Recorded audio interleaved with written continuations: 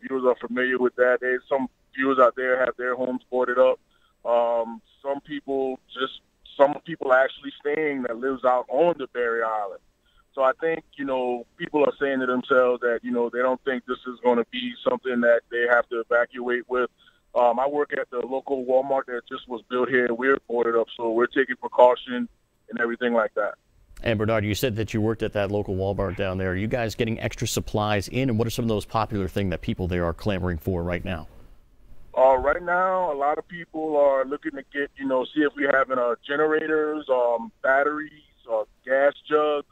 Water is a hot commodity right now. Like I said, I'm headed in right now, and we're going to see, we may have another emergency truck coming in today. We don't know yet until the truck gets here. But yeah, those are some of the items that folks are really, really looking for, especially like these size batteries. All right, Bernard Reed down on St. Helena. Bernard, great to hear your voice. I'm sure we'll be checking in with you throughout the weekend. All right, appreciate it, John. All right, want to see your storm-related pics and video as well. If you're in a safe spot, be sure that you are before you post. Send us your content. It could end up here on the air. 4 different ways to do that. You can send it to abcnews4.com/send it or find us on Twitter, Facebook, or Instagram.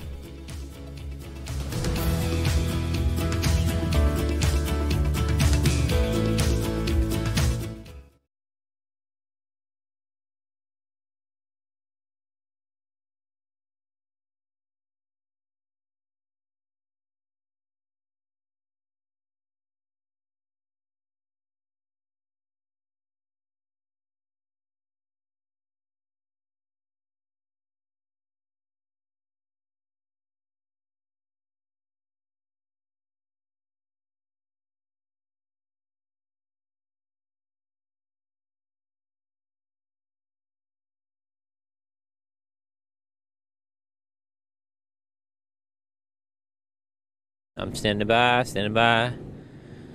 I'm glad to be alive. I'm glad to be alive. Mic check. Alex Saban lives for my mic checks. Check, my record's about to drop soon. I'm assuming we're good.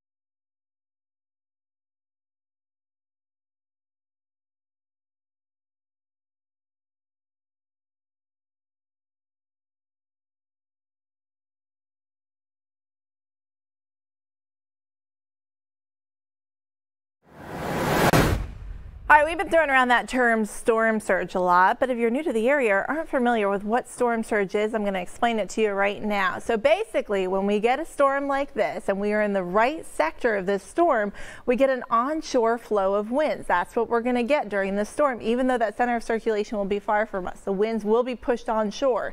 What that does, it doesn't just push the air onshore, it pushes water onshore too. So where our normal sea level is could rise as high as 3 feet, causing some coastal flooding.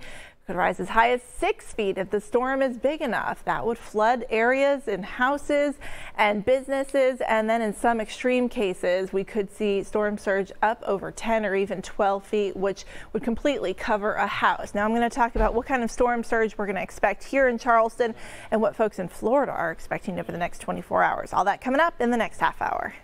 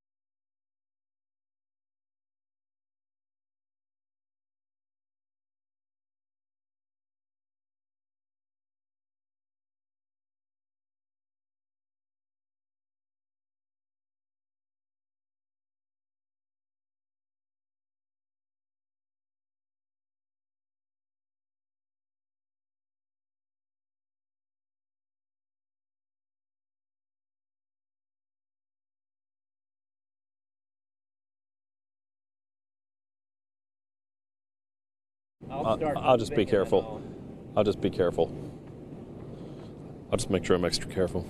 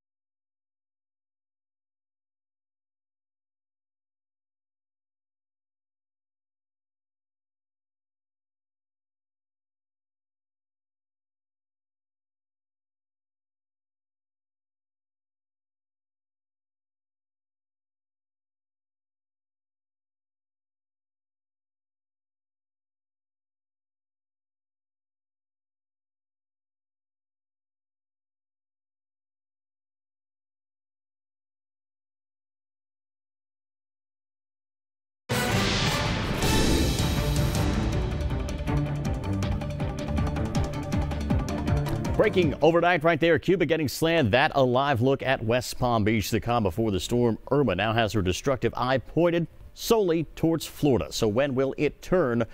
Taking that live look right there at South Florida. Our team in place covering every angle of the storm for you this morning. Special coverage on a Saturday. Brody Hart, Bill Burr by the water right now. Barrier Island evacuations now just hours away. First, though, let's go to Emily Gracie in our weather center. And Em, where is this storm right now? We just got some latest information about an hour or so ago. Yeah, we are seeing it still just off the coast of Cuba at this point. It did make that landfall over a small portion of Cuba. That happened last night, and it did not weaken it too much. It's a Category 4, but a strong Category 4 at that, with winds of 155 miles per hour. It's moving towards the northwest, still in that same movement we've been seeing. It has slowed down a little bit, though, and is now 245 miles southeast of Miami. So we're expecting it to take that turn later today and tonight and move towards Florida, but those impacts already being felt. The wind, the rain, those outer bands already moving in towards the southern portion of Florida.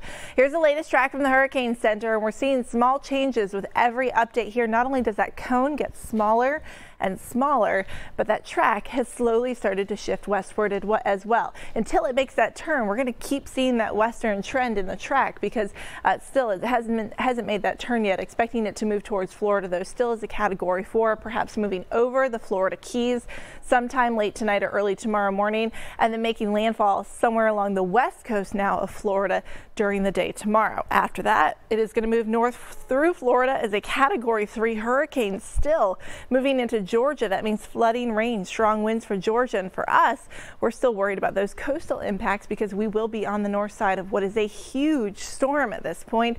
So those hurricane force winds extend well out from the center. And if it's still a Category 3 hurricane at that point, we likely will experience tropical storm conditions at the least here in Charleston. A long-term track taking it away from us, so things will quickly end as we go through the day on Tuesday. But until then, we do have some rough weather to deal with.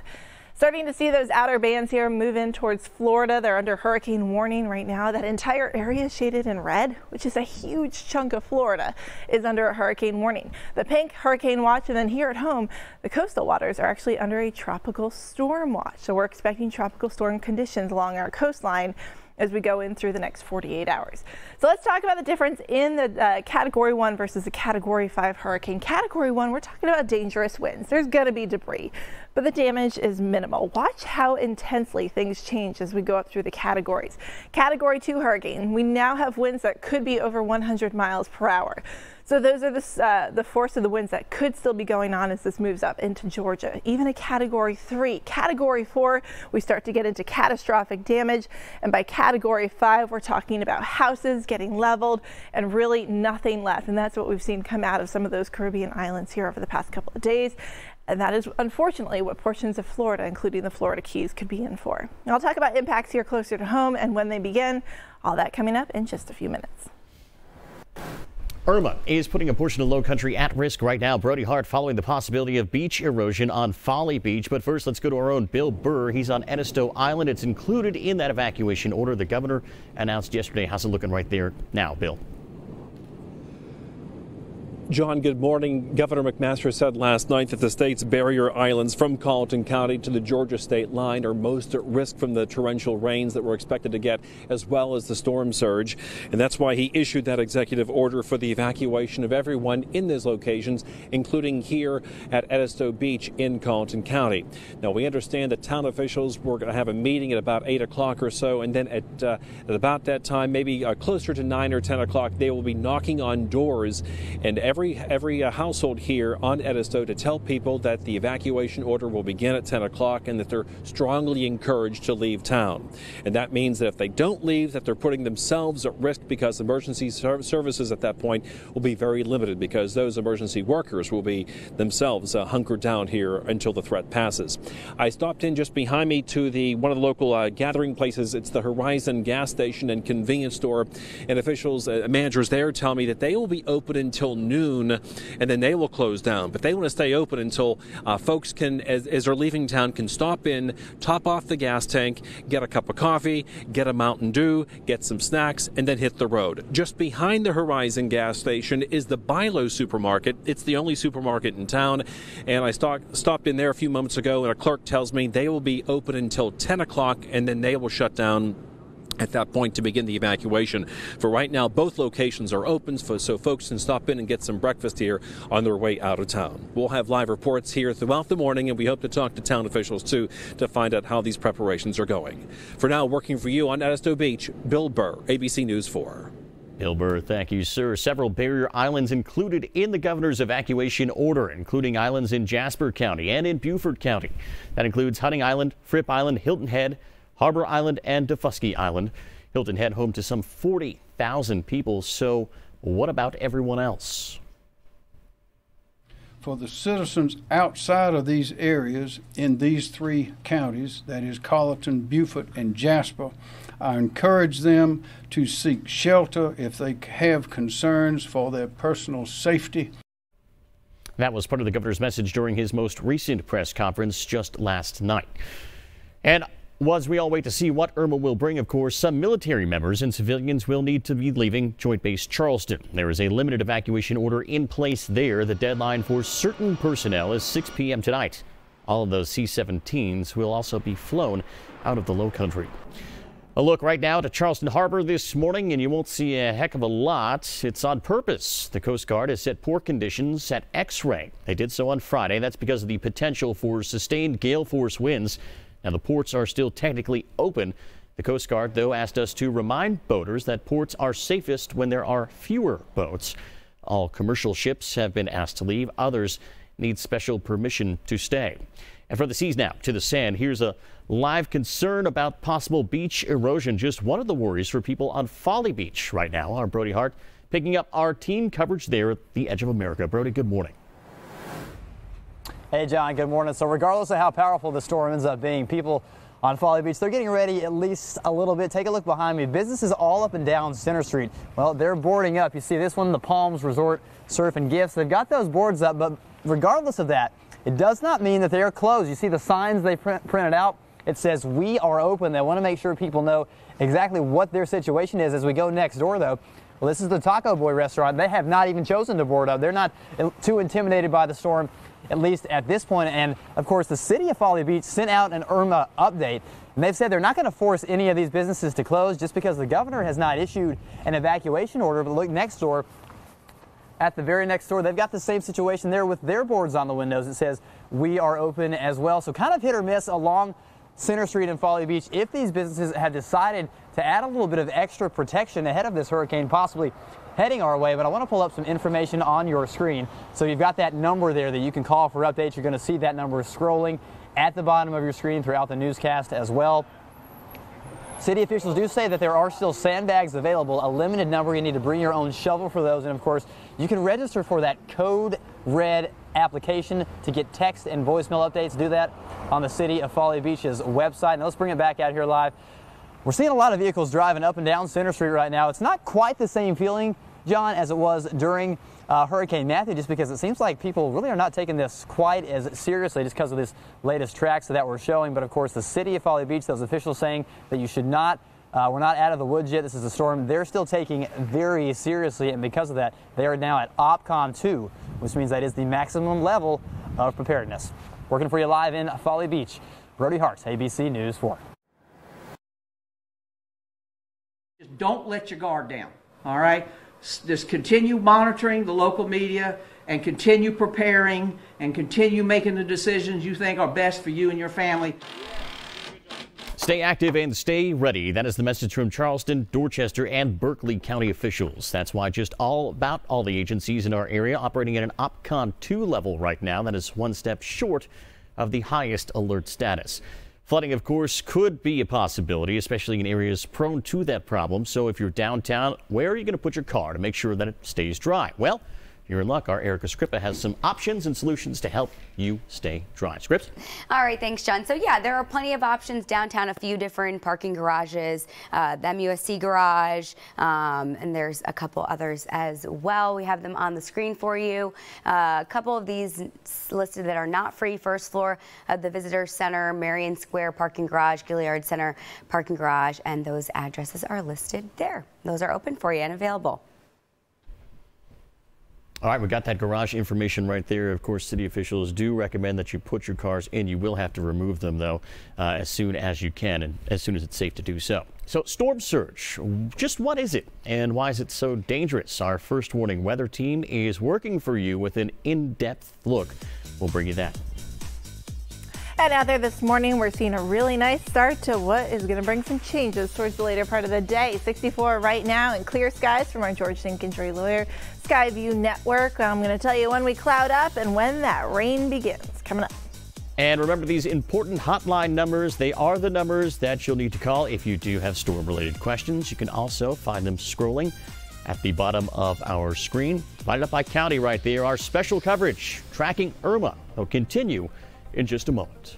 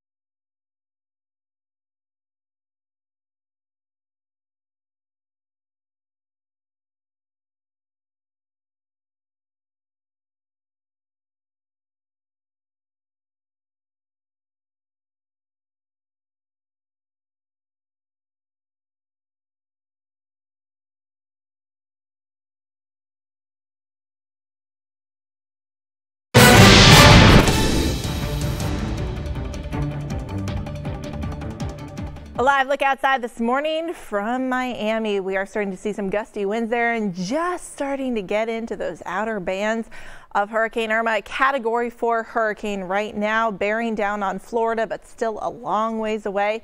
That center, that eye, is still near Cuba at this hour. Made landfall last night at Cuba, but Miami greatly at risk, although no longer in that direct path from the hurricane center. So we've seen a shift in that track a little bit more to the west, even more so, but this puts the Keys at risk quite a bit. We're already seeing that rain falling from the Keys up towards Miami, portions of Florida getting those clouds at this point, and all of this area under a hurricane warning. So we are going to see this storm continue to move to the west northwest and eventually take that turn to the north, and where that turn happens is going to play a huge role in not only Florida's risk here for storm surge and wind damage, but also our risk here in the low country. So everyone waiting for that turn to occur. Until then, those impacts already being felt, as you can see.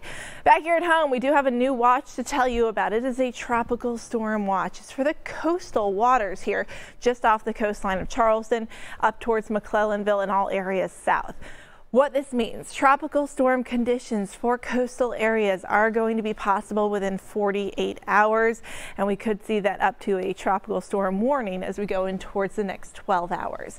We also have a coastal flood advisory, and in fact, we have a high tide today. It's at 10:30 this morning, and that's going to be something to keep a close eye on. We're talking about minor coastal flooding here, even this far ahead of the storm. We're already seeing that onshore push of water, and that's going to cause that coastal flooding here today, tonight, and into tomorrow. But the best chance of more major coastal flooding is going to happen on Monday and Monday night. Let's talk timeline here. Here's one computer model showing us what we can expect as far as our impacts here and when they arrive, as well as Florida's. Take a look at this. This is 8 a.m. tomorrow morning. The heaviest of the rain now falling in towards the southern portion of Florida. So we still have a ways to go here, another 24 hours before it does make that landfall potentially along the west coast of Florida. Impacts starting to be felt here in Charleston in the way of that coastal flooding and breezy conditions tonight and tomorrow morning. But tomorrow afternoon and tomorrow evening is when we get that best chance of rain starting to move onshore. This system is huge, and even as it weakens, it's just going to get bigger. So we're talking about widespread impacts across the entire southeast. And our computer model here showing the heaviest of the rain at this point, which is noon on Monday, reaching northern portions of Florida and potentially near Savannah.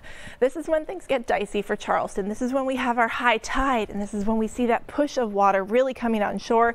The winds are moving counterclockwise around this hurricane, which means that water will be pushed on shore, a dome of water, which we call the storm surge. And that's the threat here with the coastal flooding. That on top of potentially 4 to 8 inches of rain in a very short period of time could cause some very serious flooding for Charleston, and especially areas south of Charleston. They should be out of here quickly. Tuesday morning, we're talking about clearing and a nice end to the week, a return to sunshine for Wednesday, Thursday, Friday. Storm surge potential is going to be devastating for portions of Florida. We're talking about greater than 9 feet. That's potentially covering a house.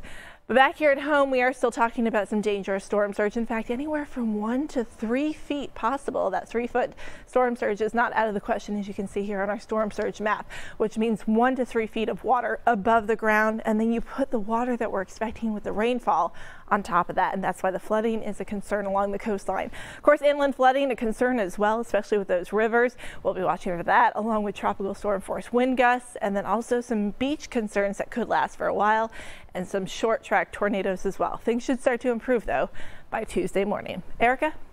All right, thanks, Emily. If you're headed out in the next few minutes, you'll want to know there is an accident right at 95 where it meets 26. It's in the northbound direction. No word if there are injuries reported with that crash, but we are starting to see things slow down on 95 northbound. Behind that accident, speeds at the Charleston Highway about 52 miles per hour on average, but a little bit closer to home if you're traveling from Somerville to downtown or downtown to Somerville. That stretch only going to take you 21 minutes. If you're headed out westbound or eastbound, let's check in with a live look closer to home as well. 26 at Ashley Phosphate, seeing some really light volume here. No major issues along this stretch of 26. That's the latest here. Back to you, John. All right, Erica, thank you. With Hurricane Irma approaching, we've been telling you a lot about the different possible tracks. Meteorologist Bill Kelly from our Sinclair sister station breaking down the difference between the two biggest forecast models. A storm as big as Irma can potentially affect millions of people, especially those right around the eye wall where the winds are the strongest. That's why we as meteorologists look at a myriad of computer models to try to pinpoint where that might be. This is what's called a spaghetti chart. It's a different model showing where a possible eye wall could make landfall, but we want to focus in specifically on the two most popular, the Euro and the GFS, the European and the American model, and they are remarkably similar in making landfall Sunday morning into the Keys. So let's talk about the difference between these two models. The Euro, data comes out just twice a day. That's once in the morning and once in the evening, whereas the GFS has model data that comes out 4 times a day. Resolution, the Euro gives resolution down to 9 kilometers or 5.6 miles, where the GFS has good resolution but not quite as good, down to about 8.1 miles. 13-kilometer data there. Here's where the Euro really shines. It runs what are called ensemble models, basically tests. Once it has the data, runs up to about 50 of those before it puts the information out. The GFS just runs 20, so there's a big difference there in terms of having the forecasters be able to find little problems in those runs. The Euro, that will give us data up to about 10 days. This goes to the GFS column. This gives us data up to 16 days. And one of the big things, last certainly not least, if you want to try to find Euro data, it's not that easy. It's actually very expensive to get data, where the GFS is free to the public, paid for by tax dollars, and some great maps that you can look for as well. Generally speaking, if we had to use just one, a lot of meteorologists would choose the Euro, but we like to look at a lot of those so we can give you the most accurate forecast. Good information right there. Still to come, the calm before the storm, an eerie scene in the Sunshine State this morning, and the Brave business still willing to stay open.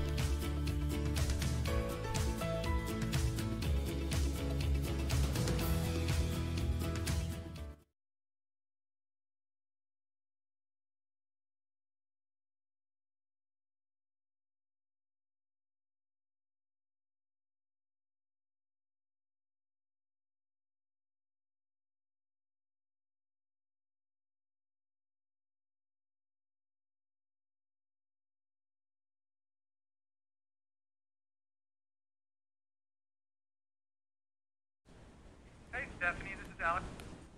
Hey, yes, I can hear you. Can you hear me? Oh, yeah.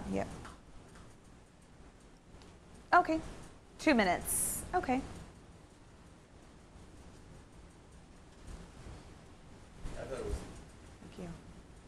Thank you. Okay, great.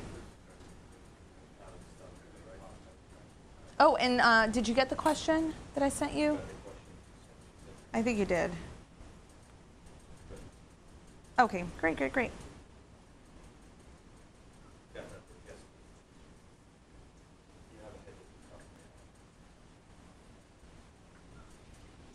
John is the anchor.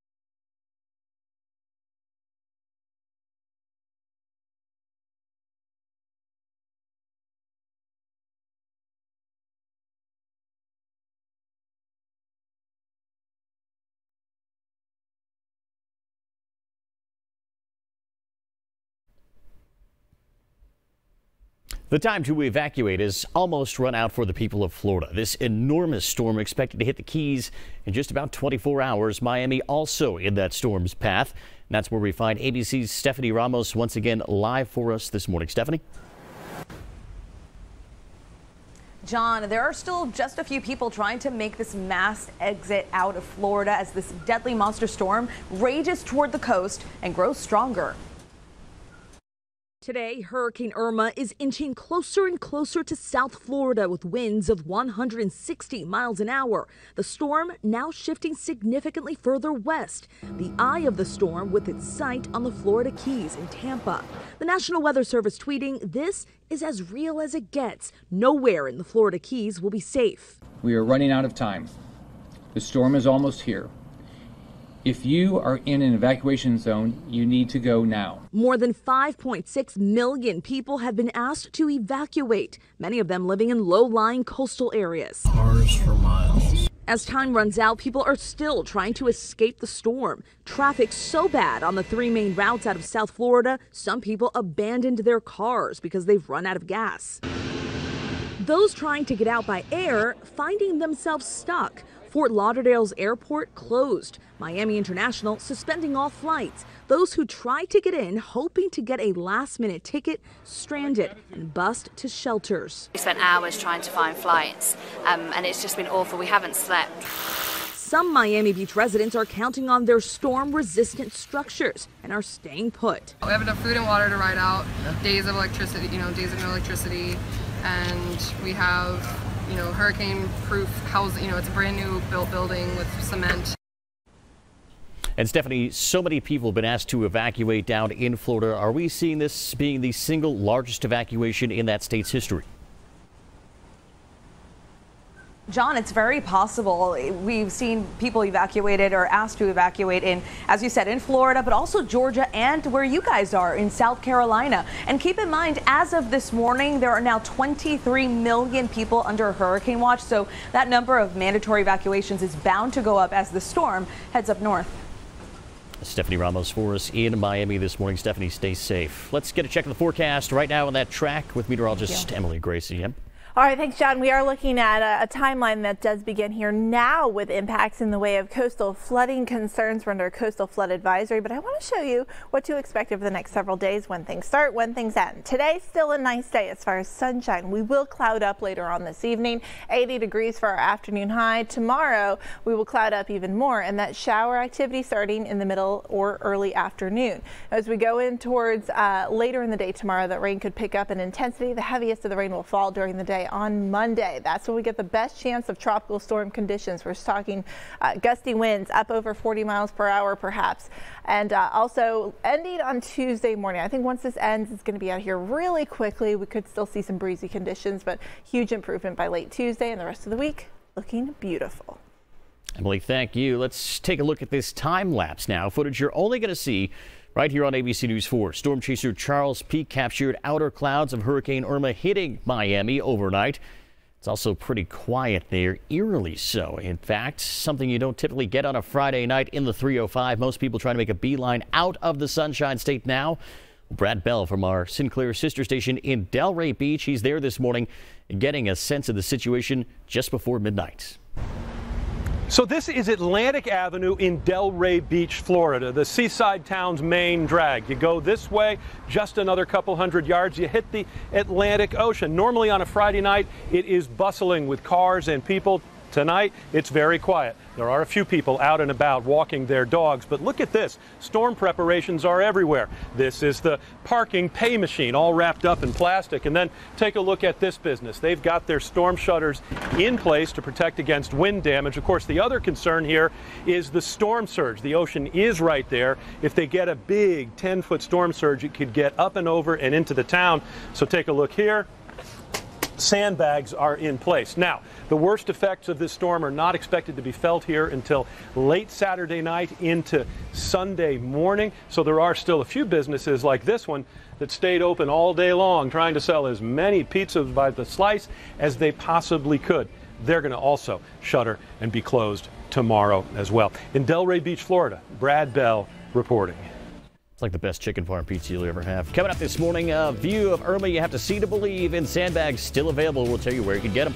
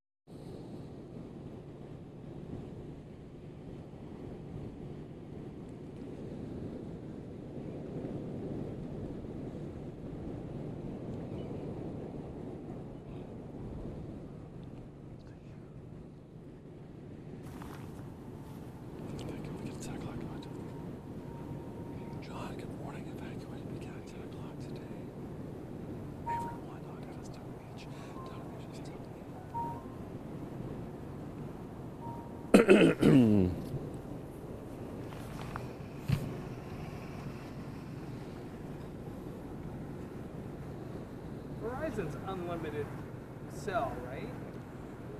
You don't mind going down, or not into the ravine. Go to where your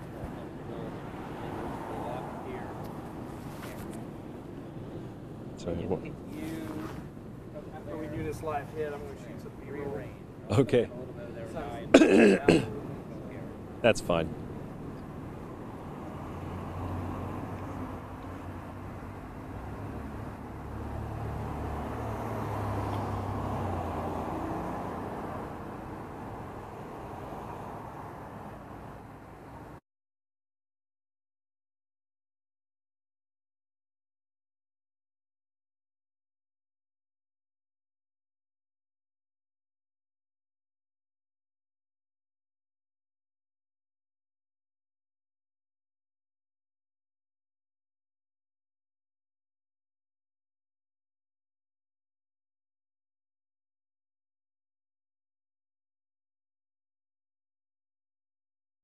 Leave now while you have a chance. When you dial 911, you will not get an answer. We're just trying to get out of harm's way. The shelters are full. It wasn't we were standing out in May. This storm is much worse. I'm very scared, so I'm just trying to get as far north as possible.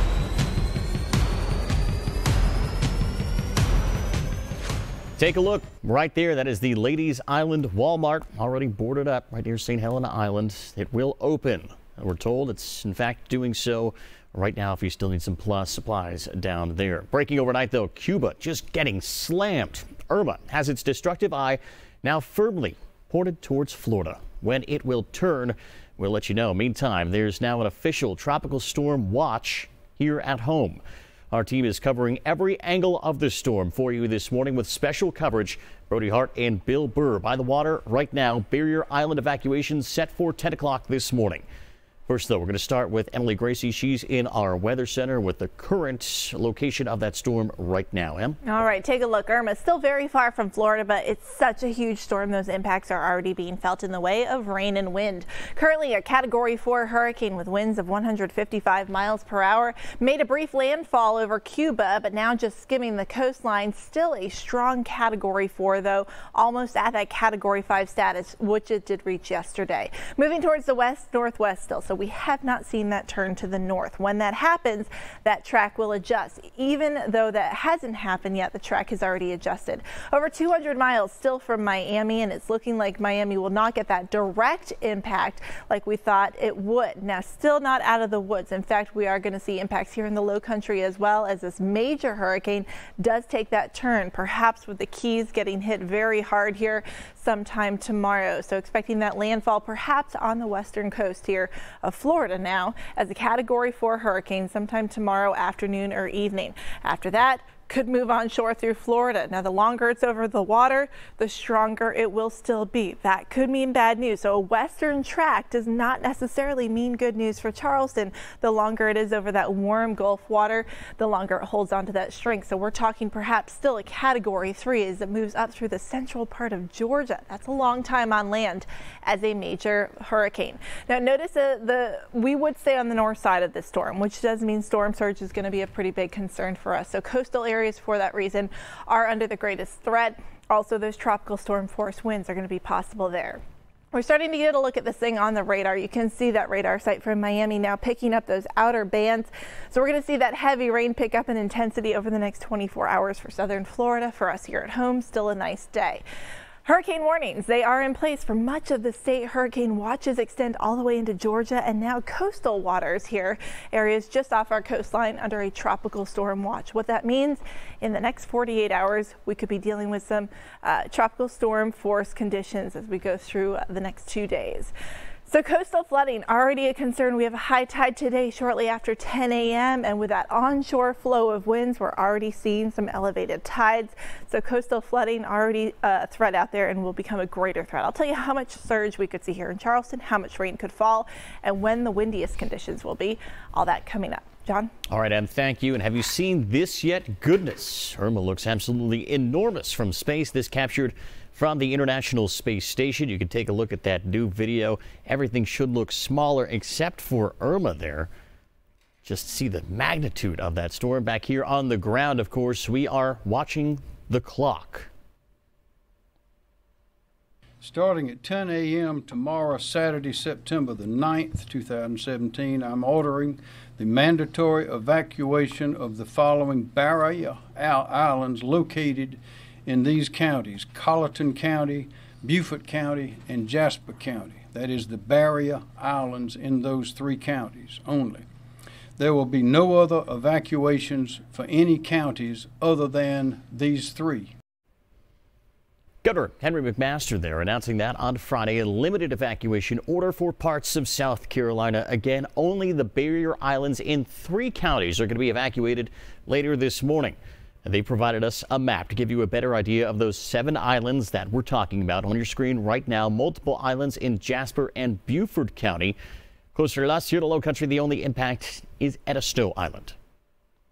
At this point, everybody's going, oh no, not another one.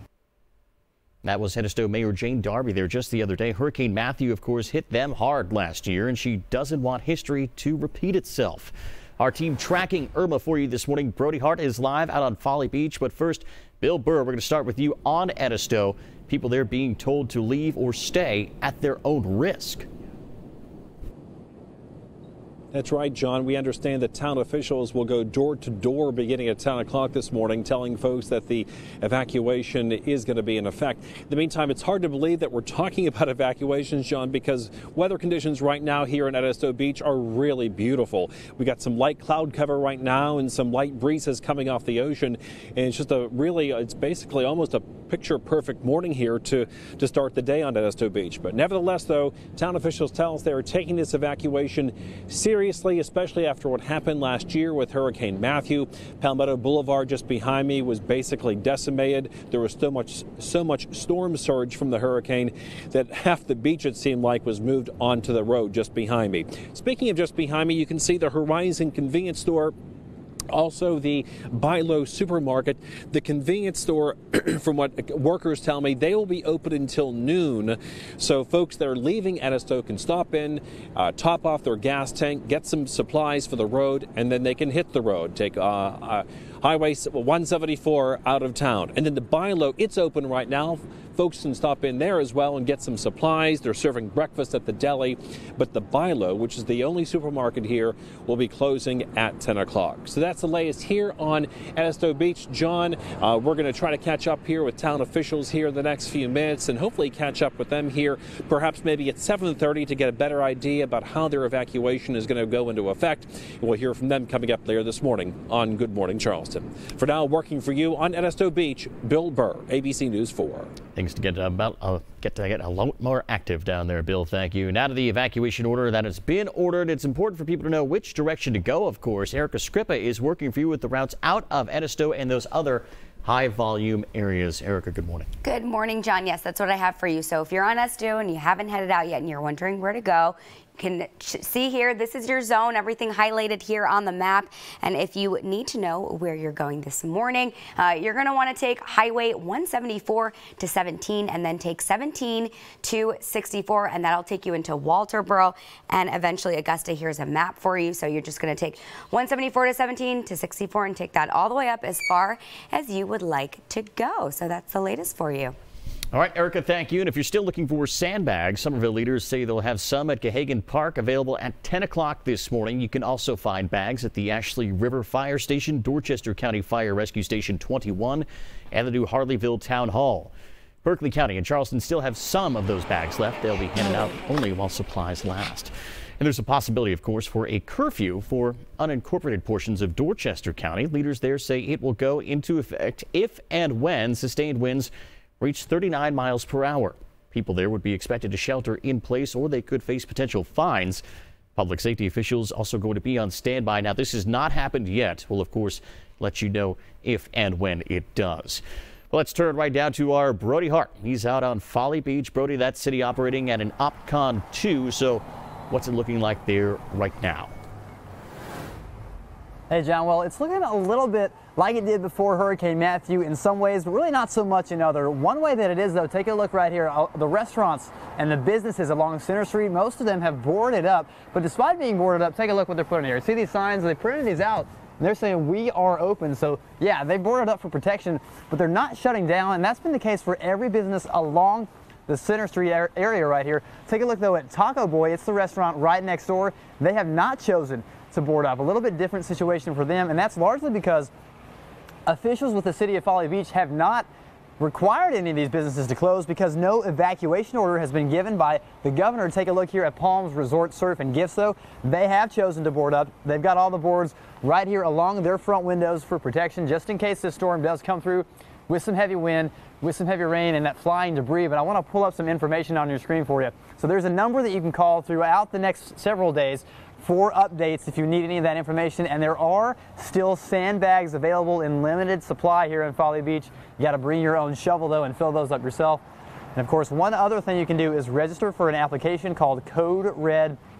Do that on the City of Folly Beach's website. But back out here live, another way that it's not really feeling like Hurricane Matthew though, just take a look at some of the areas around here. There's a lot of cars driving up and down this road. There's not any right at this moment, but all morning long, we've been seeing quite a few vehicles, people out and about, so it does not really feel like a ghost town at all besides these boarded up businesses because there's really just plenty of people around, so a lot of people not taking it quite as seriously. But the City of Folly Beach, well, they've moved to OPCON 2, and that does mean, John, that they are at the maximum level of preparedness. So we'll be keeping an eye on it here in Folly Beach all morning for you. I'll send it on back to you in the studio. All right, Brody Hart on Folly. Appreciate that. And taking a look at some items that you need to know. There are shelters open right now in Jasper, Beaufort, and Colleton counties. Dorchester County will release shelter information today and open them tomorrow. Charleston County leaders making a decision about their shelters as well today. Carta, we're told, will run on a normal schedule today and tomorrow, but no word yet on service Monday. Also, there are no shelters currently open in Berkeley County. And a reminder of school closings. Charleston, Berkeley, Williamsburg schools all going to be closed through Tuesday. DD2, DD4 will be closed as well. Georgetown County schools will make a decision by 3 o'clock tomorrow afternoon. We'll be sure to update you as soon as we hear from them. But check out this exclusive video out of Georgia. We're going to show it to you. The interstate clogged with drivers trying to escape the storm this morning. Live look from Edisto right now, looking calm. The tide is coming in, and we are in for some coastal flooding today. 65 right now from our George Sink and Troy Lure Skyview Network. I'll tell you when the conditions start to deteriorate here in the Low Country. That's coming up.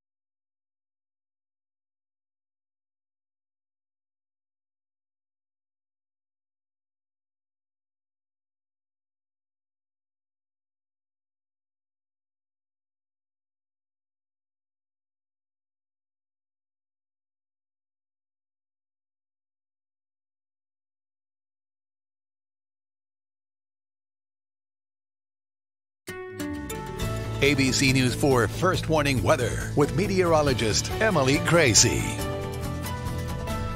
A live look outside right now, West Palm Beach. We're starting to see some clouds roll in. Rain hasn't quite started for West Palm quite yet. We're just getting into that rain here now. It's approaching Miami, those outer bands getting close to Miami and the southern portion of Florida. The Keys getting some rain here this morning. However, things are starting to get windy out there, and we are going to see that storm get closer and closer, but it's still, that center of circulation is still 250 miles from Miami at this point.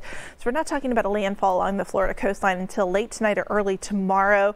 Still a ways to go with this thing, but it's so big that the impacts are going to be felt for quite some time. Did make a landfall there, Cuba, last night. Still seeing a ride right along the coastline there as a Category 4 hurricane with winds of 155 miles per hour. A lot of threats with this storm. We're going to go through them all, including what to expect here at home. So let's talk about the timeline on this. We are expecting it to take that turn to the north. This is one computer model showing that turn should occur sometime late tonight or early tomorrow. This is 8 a.m. tomorrow morning. Notice most of Florida getting rain at this point and just starting to get into that heavy rain in southern Florida. If this track holds true, the Florida Keys are in huge danger with this storm. The storm surge, the winds alone are going to be very destructive, but it is predicting it move across the Keys and towards that west coast of Florida. And that's where the worst of that storm surge would occur for Florida as it does move on shore. Could move up right through the center of Florida at that point, and that's when we start to really feel those impacts here in Charleston. So the rain could start as early as tomorrow afternoon, continuing through the day on Monday, the heaviest rain Monday, and then starting to dry out as we go in towards Tuesday. But notice that onshore flow of winds here, even in the low country. So because of where we are situated in comparison to the storm, even though we were not expecting a direct landfalling hurricane, we are expecting those impacts to be felt. And the greatest impact, I think, is going to be water, storm surge, and rainfall. So a good amount of rain expected on the east side of the storm, anywhere upwards of 10 inches, I think, for us. Here in Charleston and points north, we're talking more like 4 to 6 inches. Areas around Charleston and south, we're talking more like 5 to 10 inches. So a lot of rain in a short period of time.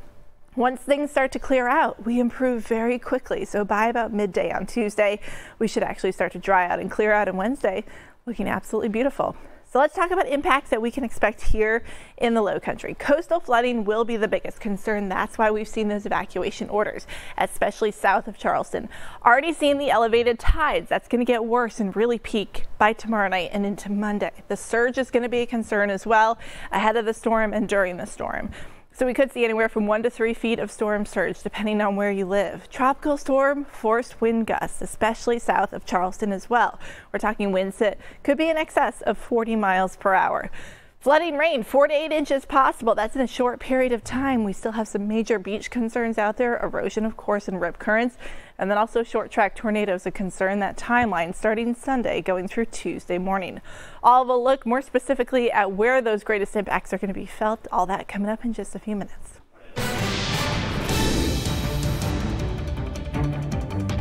Traveling out of Florida has been a tough task over the last few days. Take a look for yourself. This is Interstate 75 just outside of Tampa. You can see the northbound lanes jam-packed with cars Friday. Southbound lanes pretty much empty. Most gas stations throughout the Sunshine State either had long lines or simply already ran out of fuel. And check out this video. You're only going to see it on ABC News 4. This storm chaser captured aerial showings of the drivers trickling out of Georgia. Brian Emfinger launched his drone. Another angle of I-75, this time, though, right outside Macon. Cars barely moving as they made their way to Metro Atlanta. Officials say most of those cars had Florida tags. Erica Scrippa working on time right now. If you are leaving town, she's monitoring those South Carolina arteries, I-26 and 95. So how are they looking right now on Saturday morning? They are looking great, John. If you're headed out and you just want to get out of town, it's a great time to do it. Nothing looks anything like that mess we just saw. We're seeing all green on the map here on 95 and 26. Speeds right now, 26 eastbound, westbound, just before 95 at Judge Street, 70 miles per hour on average there. And a drive time for you if you're headed out from the crosstown to 95, that's going to take you about 50 minutes. And the same thing if you're traveling the other direction from 95 to the crosstown. Let's take a live look out there and check in if you're headed out on 26 in the area of College Park Road. Things really quiet here, very light in volume. So again, if you're headed out in the next few minutes, minutes. Really no troubles on this part of town. That's the latest right now for your on-time traffic report. Send things right over to you, John. Good news there. Thank you, Erica. And you may be wondering about Low Country bridge closures. Charleston County officials don't typically close bridges, although they did during Hurricane Matthew last year. So they recommend caution when traveling over ones that are high span or exposed. Officials also advise people not to drive high-profile vehicles when sustained winds are over 30 miles an hour. All drivers are warned to avoid those bridges when winds reach 40 miles per hour. And here are those OPCON levels currently. Pretty much all those area emergency management centers are operating right now, anywhere from Berkeley County to Folly Beach at an OPCON 2. That is one step shy of the highest alert status. Berkeley County leaders say that they're ready. Hannah Moldenhauer is the county's spokesperson. She said on Friday that the OPCON level could change today. And while the current track is good news for many in the Tri-County area, it also makes our decisions a lot more difficult. Now, Berkeley County is currently operating at an OPCON level 2, and that decision was made at noon today. We do anticipate going to OPCON level 1 tomorrow, and that would mean our emergency operations center would be staffed 24 hours. We've seen this movie. We know that the low-lying areas often flood. If you live in a low-lying area in Berkeley County, we are urging you to temporarily relocate because we do know that this storm will have impacts, especially on those low-lying areas. Again, we are hoping that this track will continue to shift, but we are preparing for otherwise. County leaders also said they're handing out 50,000 sandbags over the past 3 days. The Somerville has declared a state of emergency. Town leaders say they have 300 employees ready to respond tomorrow, Monday, and beyond if needed.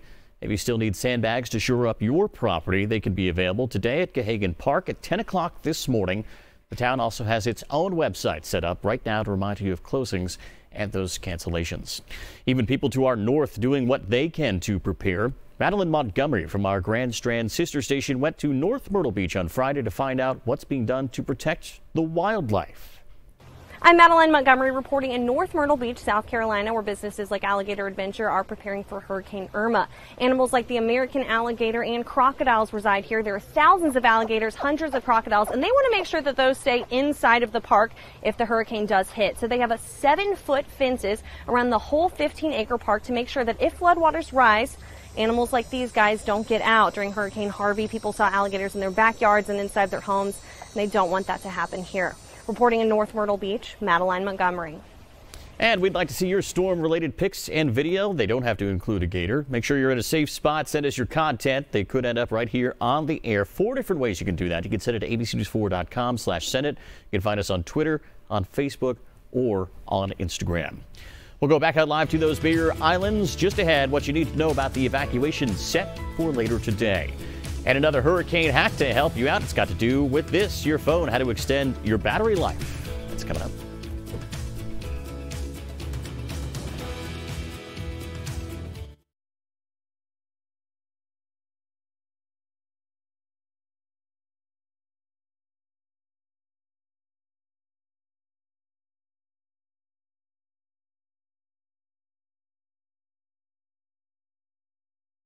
Another hurricane hack is to do a couple things for your phone to make sure your battery lasts as long as possible. You might not always be able to charge it. First off, make sure you close any unnecessary apps that you don't need open. Second, unless you need it, turn off your data. Data uses a lot of power. Finally, make sure your battery is in low power mode so that it lasts even longer.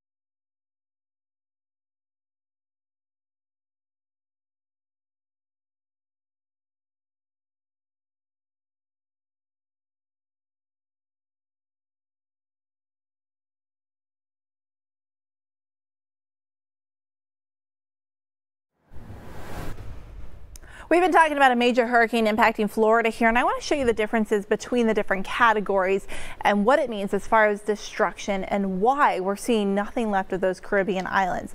So they're measured on the Saffir-Simpson scale, and I'm going to show you the category 1 and what that would mean. So basically, winds start to get increased with the category 1 up to about 74 miles per hour at the minimum, could go as high as 95. So we get some minimal damage there, trees, limbs. That's when we start to see some destruction like we did in Matthew. When you get up to category 2 status, a little bit more extensive with that damage. After that, that's when things get really intense. Category 3 or above, we're talking major hurricane. Storm surge is a huge problem. The winds get up to 129 miles per hour. Category 4, where we're at now, we're talking about catastrophic damage. And after that, reaching category 5, that's when we're talking about just areas that are completely leveled and houses that are completely leveled as well. And as I said, that's what we're seeing coming out of those Caribbean islands here. And unfortunately, those could be some of the impacts that we see in Florida. What the impacts are here in the Low Country, I'll have more on that coming up. All right, Em, thanks so much. As many of you continue to prepare for Hurricane Irma, power going to be a hot commodity around here. So how can you keep your phone juiced up if the power goes down? Here's a quick hurricane hack to make riding out the storm just a bit easier. Another hurricane hack is to do a couple things for your phone to make sure your battery lasts as long as possible. You might not always be able to charge it. First off, make sure you close any unnecessary apps that you don't need open. Second, unless you need it, turn off your data. Data uses a lot of power.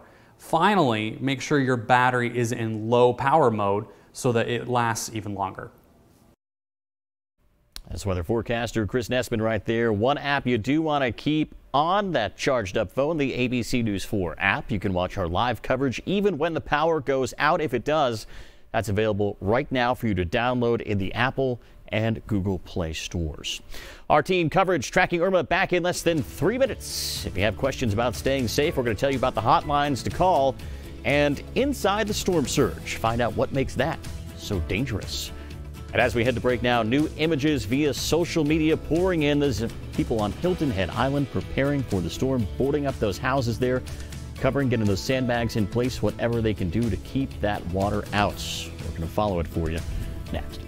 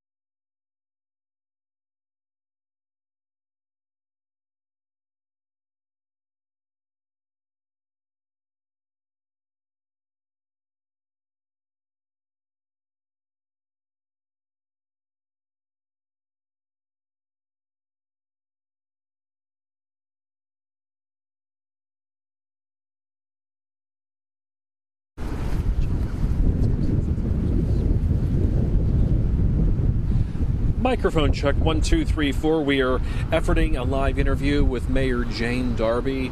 So I told her to be here at about 7:35. So hopefully she'll get here soon enough so we can do a quick little. We're going to get the mayor, but Brody wants to do walk and talk first and lead up to the mayor.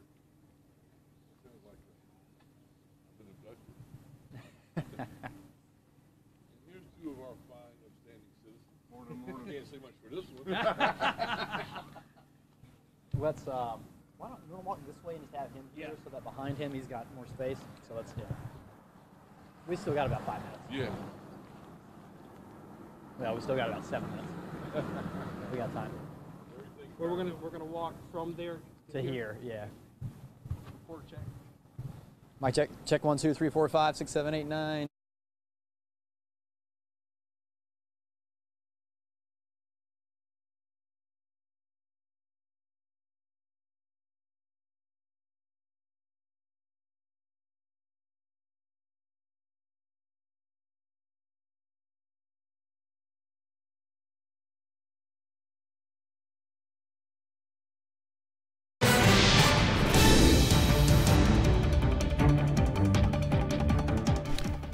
This is as real as it gets. It's the way the National Weather Service describing this storm. People of Florida just hours away now from feeling the brunt of Irma's wrath. The monster hurricane making landfall in Cuba overnight.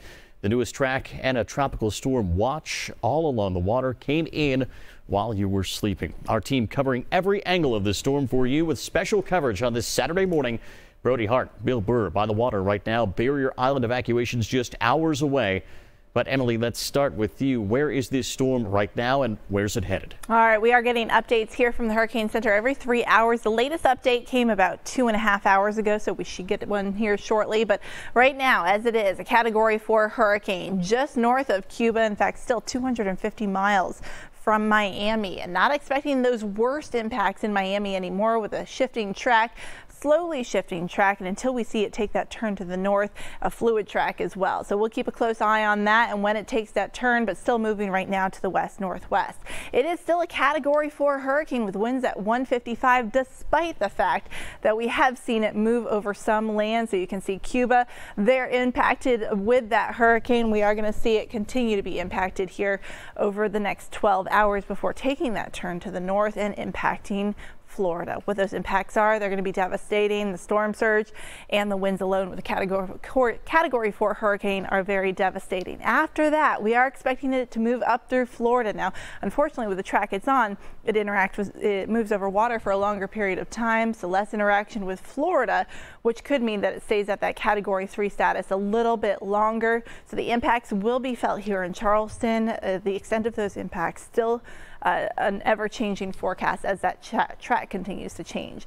Now back here at home, we are seeing clear skies this morning, but we are going to start to get into some of those rain bands here by tomorrow. Right now, rain moving on shore in Florida. They are under a hurricane warning. All of those areas shaded in red. Hurricane watches now extend into portions of Georgia, and we are under a tropical storm watch for coastal waters. So tropical storm conditions are possible out over the coastal areas in the next 48 hours. Currently, a coastal flood advisory in effect. That's still until 1 p.m. this afternoon. The reason for that, our high tide will be about 10:30 here this morning. And with that high tide, we could see some minor coastal flooding. That minor coastal flooding, expecting that to become more like major coastal flooding as we go through the weekend, the end of the weekend and early next week. Right now, the wind's picking up speed north-northeast at 14 miles per hour. I'm going to tell you how strong those winds are going to be when we get into the peak of this and how much water could fall not only from the sky, but coming up from the surface. All that coming up in just a few minutes. All right, Ab, thank you. Irma putting a portion of the low country at risk right now. Brody Hart following the possibility of beach erosion on Folly Beach. But first, Bill Burr is on Edisto Island. It's included in that evacuation. Bill, I understand you just spoke with the mayor there. That's right, John. I spoke with her over the telephone a few minutes ago, and she's supposed to be joining us here for a live interview. And we think she's pulling up here in the next few minutes. But nevertheless, though, over the phone, she was saying that they are already working behind the scenes here, making sure that the police department and town officials are knocking on doors. At least they'll be doing so here a little bit later this morning, and just reminding folks that the evacuation will go into effect officially at 10 o'clock this morning. We can tell you that there are two stores that are open right now. One of them is the Horizon convenience store here on Palmetto Boulevard, and the other one just behind it, which is the Bilo supermarket, which is the only supermarket here on Edisto Beach. The Bilo is going to close at 10 o'clock. They're serving breakfast right now. The Horizon convenience store is going to be closing here at about noon. Folks here are going to stay open a little while longer so they can stop by here, get some gas, and also get some food, and then head out. Mayor Jane Darby just walking up to us right now here on live TV. Mayor, so good to see you here. Seems like we have meetings here when it comes to storms. I wish we could be here for something more fun, but nevertheless, how are preparations going behind the scenes? They're going very well. You know, we're always prepared because of the environment we live in. So it has become, I'm sorry to say, rather routine for us lately.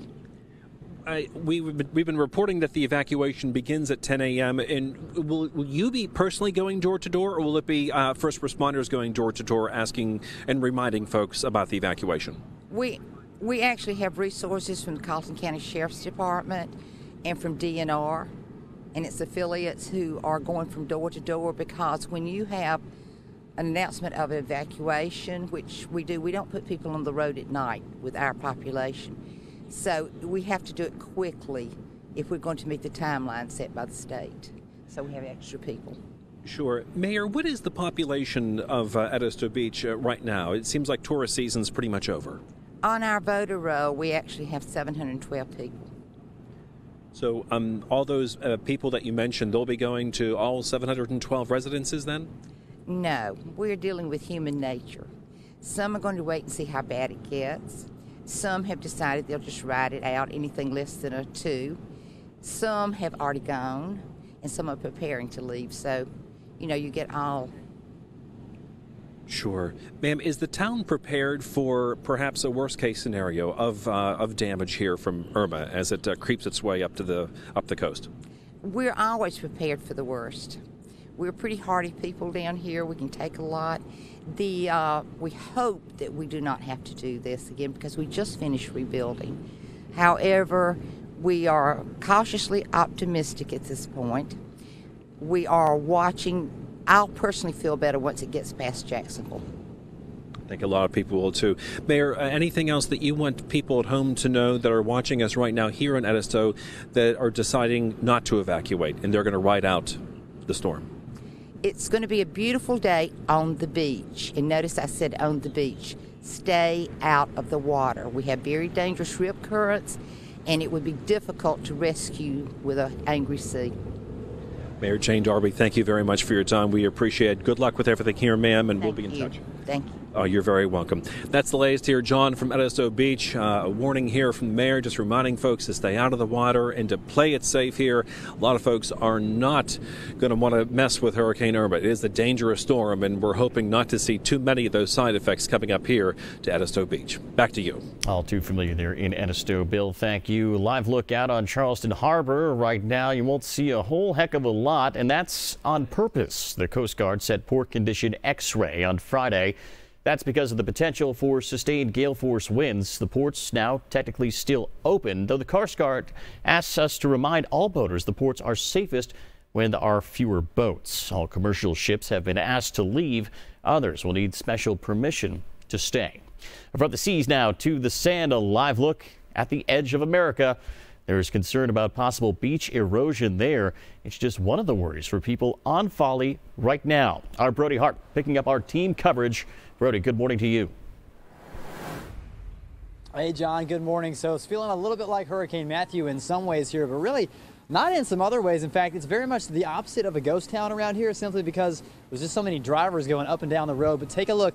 A lot of the buildings, a lot of the businesses right along Center Street, they've still decided to board up. But besides that, take a look. They still got these signs up right here that say we are open. So they're open for business at least yesterday and into today, despite what this forecast may look like with this hurricane heading our way. We've got the mayor of Folly Beach, Mayor Tim Goodwin, joining us right now. Now, Mr. Mayor, how seriously is the city of Folly Beach taking the storm right now? Very serious. We are still operating under OPCON 2, which is very, watching everything very seriously. And our emergency operations center is open and functioning, and it will be. We still urging people to stay away from the water, with the rip currents and the tides. We look probably projection of the amount of rainfall and winds, flow level flooding, street flooding coming Sunday evening, Monday. So it's not a time to go to the beach and enjoy it. Now, we see all these businesses boarded up, but some of them still say we're open. And you said you talked to some of them that they do plan to close for a period of time. Some of them are still planning on closing at the end of the day just because they had staffed that way when they thought everybody was going to have to evacuate, a mandatory evacuation. So there's some of their staff is somewhere else or on the interstate or somewhere, and they're just going to go ahead and follow their plan through. Now, do you think most people here in Folly Beach are taking this seriously right now? I think people have let their guard down, which is not a good thing because, you really need to be vigilant and pay attention, and hopefully that's what everybody's doing. And moving forward, what would you tell people that live here as we talk about them maybe not taking it as seriously as they should? Well, the people in Georgia yesterday morning woke up to a brand new forecast, and it was not good for them. Some of the people in Florida woke up to a new forecast of a track moving. It doesn't take much for these storms to move one way or the other, and it changes the tracks. This is a good practice run, and that's what they need to look at it as. Mayor, thanks for talking to us. Best of luck. Thank you. All right, so I want just kind of give you guys a little bit more of a picture of what it looks like here before I let you go. So take a look in this direction. More businesses right along here. They've boarded up, but it's kind of hit or miss. Every other business kind of seems to be either boarded up or not boarded up. There's a surfer walking down the road right there. I talked to him a few minutes ago. He said there's pretty big waves out there right now. So some people just having fun with this, but you say the mayor says, well, we're not out of the woods just yet. So definitely want to be taking this seriously as Folly Beach remains at OpCon 2. Working for you live in Folly Beach. Brody Hartz, ABC News 4. All right, Brody, great information right there. It is 7:40 right now. Let's talk about storm surge. What is it and why is it so dangerous? The First Warning Weather Team working for you with an in-depth look. We'll bring that to you.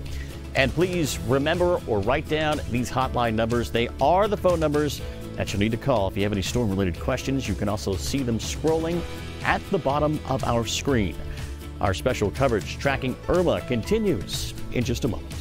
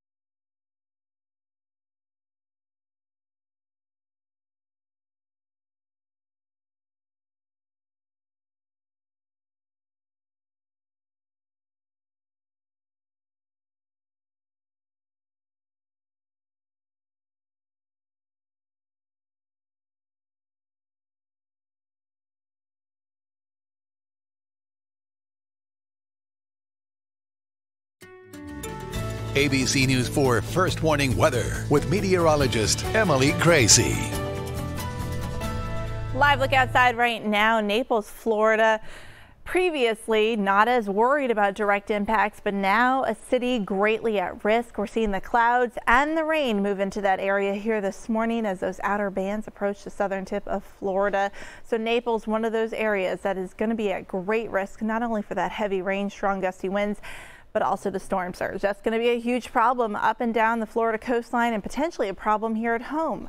Let's take a look at the radar right now, see where Hurricane Irma is. Still about 250 miles from the coast here of Florida. So still a long ways away. It's going to be a long couple of days for Florida as the storm is huge. Tropical storm force winds extend 200 miles out from the center of this thing. Still a Category 4 hurricane at this time with winds of 155 miles per hour. And those hurricane force winds extend 70 miles from the center. So this thing is going to be impacting a lot of people. Back here at home, our weather is pretty quiet right now, but we're already starting to feel some of those impacts. The coastal flooding has become an issue already. So we're under a coastal flood advisory. Our high tide will be at 10:30 this morning. We're getting that onshore push of water already. So some elevated tides, and that's just going to get worse over the next couple of days. Here's the latest here on what we can expect as far as our timeline and Florida's timeline with Irma. We are expecting it to move up the coast towards the coast of Florida, perhaps even the west coast at this point with that changing track. And this is tomorrow morning at 9 a.m. Tomorrow during the day, we start to get rain here in Charleston. So already feeling those impacts in the way of rain. And then we start to also see the winds pick up as we go through late tonight and during the day tomorrow. I'd say breezy conditions becoming windy and dangerously windy by Monday. Now, as we go through the day tomorrow, that rain picks up in intensity. This is Monday morning at 1 p.m. We are seeing the heaviest of the rain move through Charleston at that point for us. The heaviest, though, still falling Jacksonville area. So we're talking 10 plus inches possible for those folks. Back here in Charleston, I think more like 4 to 6. But if you're in those areas between Charleston and Savannah, more like maybe 5 to 10 inches of rain. So still a lot of rain in a very short period of time. Notice the winds as well. The winds go around the hurricane like this. What that means, strong winds, tropical storm force winds pushing water onshore. That means storm surge is a concern here in Charleston. So coastal areas very much at risk for some coastal flooding. That combined with heavy rain is going to be an issue. Water is always our concern with these things and will be with this one as well. Now, once we start to see this move off to the north, rapidly improving conditions. This is Tuesday. Early in the morning, we start to see those rain bands come to an end and clearing out later in Tuesday and into Wednesday. We're in for some really nice weather. So let's talk about the storm surge potential. Starting with Florida, we're talking about devastating storm surge. Greater than 9 feet above the ground for some of those areas on the southwest coast of Florida. That's high enough water that it could cover much of a home. Moving up towards our area, we are not out of the woods because of where we are situated in comparison to that center of circulation. So that onshore push of water could mean anywhere from 1 to 3 feet of storm surge for our area as well. We'll talk more about what's to come after the storm, all that coming up in a few minutes. All right, Eb, thank you. And a live look right now from our Skyview 4 network. We hope that storm surge wouldn't be too terrible on places like Edisto Beach, but it certainly figures to be quite a scary possibility down in Florida. Now, when it comes to a hurricane, howling wind and torrential rain is part of the package, of course. Storm surges dangerous and destructive as well. Meteorologist Sonia Stevens looked into that phenomenon for our hurricane special last year, and here's what she found out.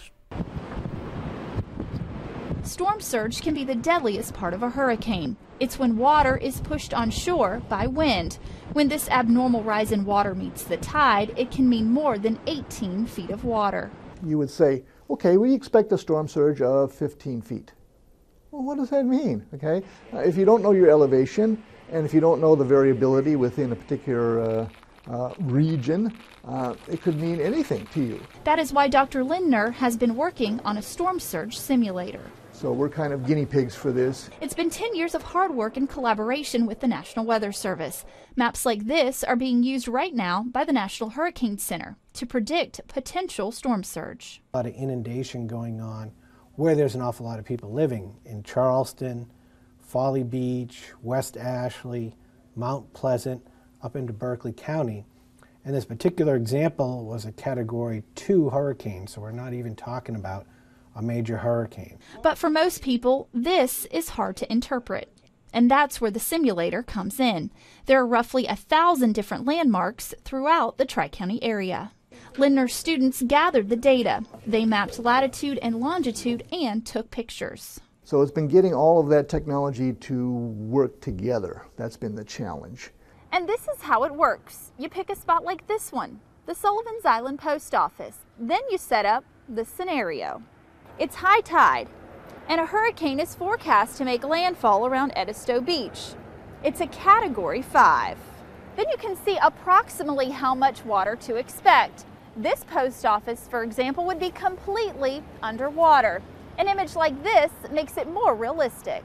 The idea would be to scale it across many locations that have the storm surge threat. Start with maybe some of the more likely places to get a deadly storm surge, such as maybe New Orleans or Houston or Miami, places like that. Mock up a model there, get the resources to have computers to support running these in real time and not just for study purposes, and then continue to scale it as funding becomes available. The scientists involved have one common goal. Easier for people to interact directly with the forecast. It'll personalize it in a sense. So that then they will take storm surge seriously and evacuate if and when the time comes.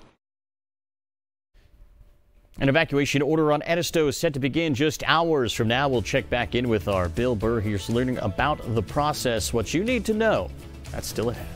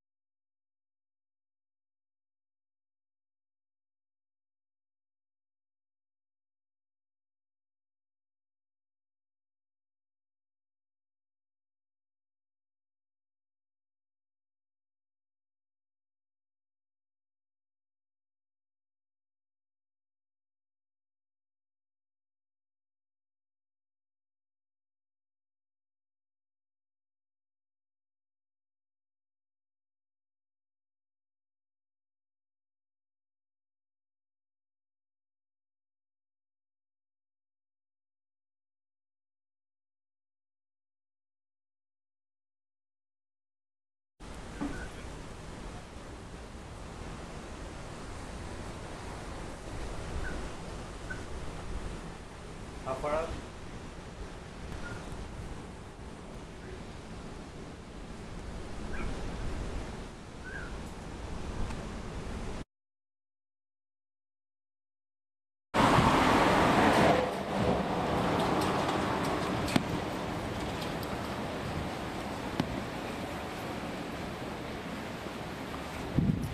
And we're live on Folly Beach this morning. Businesses are boarded up behind us, you see, but they're still open for business, at least for now.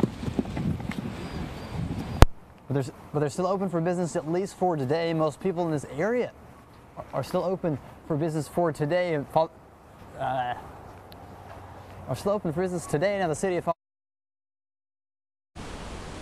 30 seconds out. Okay.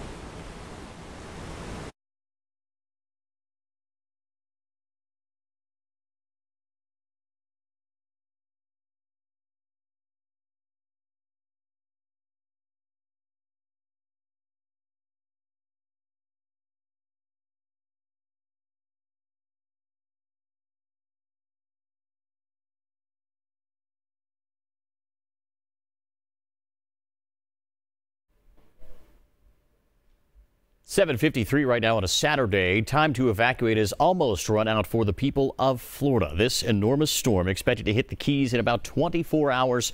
Miami also in that storm's path, and that's where we find ABC's Stephanie Ramos once again live for us this morning. Stephanie?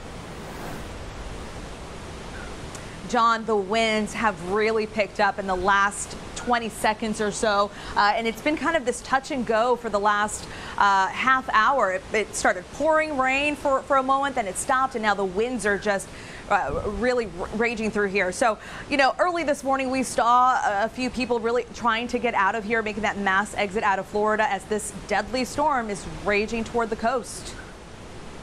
Today, Hurricane Irma is inching closer and closer to South Florida with winds of 160 miles an hour. The storm now shifting significantly further west. The eye of the storm with its sight on the Florida Keys in Tampa. The National Weather Service tweeting, "This is as real as it gets. Nowhere in the Florida Keys will be safe." We are running out of time. The storm is almost here. If you are in an evacuation zone, you need to go now. More than 5.6 million people have been asked to evacuate, many of them living in low-lying coastal areas. Cars for miles. As time runs out, people are still trying to escape the storm. Traffic so bad on the three main routes out of South Florida, some people abandoned their cars because they've run out of gas. Those trying to get out by air finding themselves stuck. Fort Lauderdale's airport closed. Miami International suspending all flights. Those who tried to get in hoping to get a last-minute ticket stranded and bused to shelters. We spent hours trying to find flights and it's just been awful. We haven't slept. Some Miami Beach residents are counting on their storm-resistant structures and are staying put. We have enough food and water to ride out days of electricity, days of no electricity, and we have, hurricane-proof housing. It's a brand new built building with cement. And Stephanie, what about the people who stayed there in South Florida? What exactly are they saying this morning?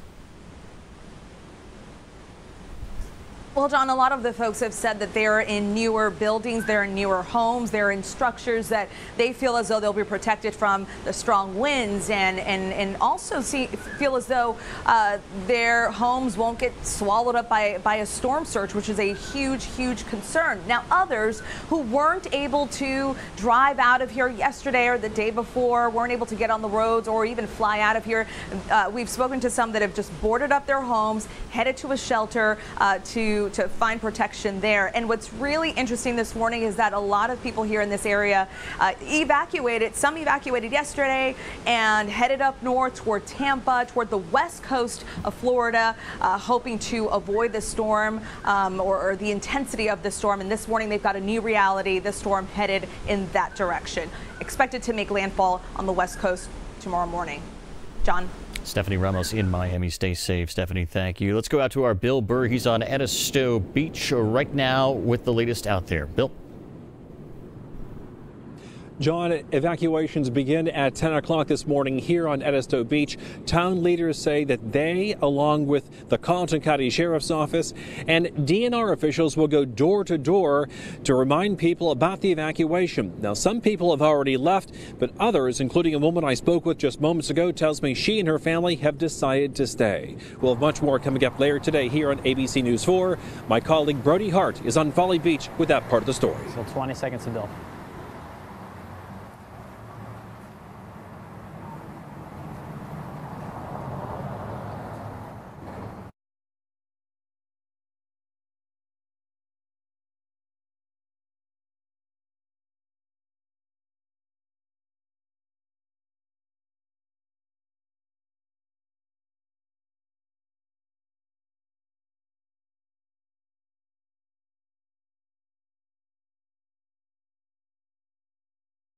At this point, despite people not really taking this seriously, the city of Folly Beach remains at OPCON 2.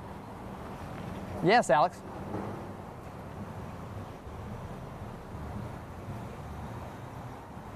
No. It's like all of a sudden I couldn't hear it.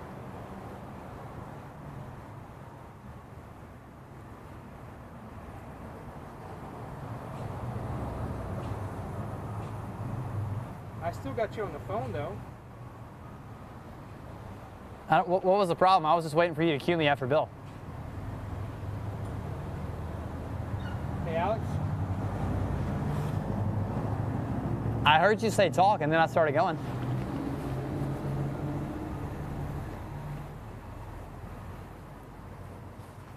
Yeah, weird.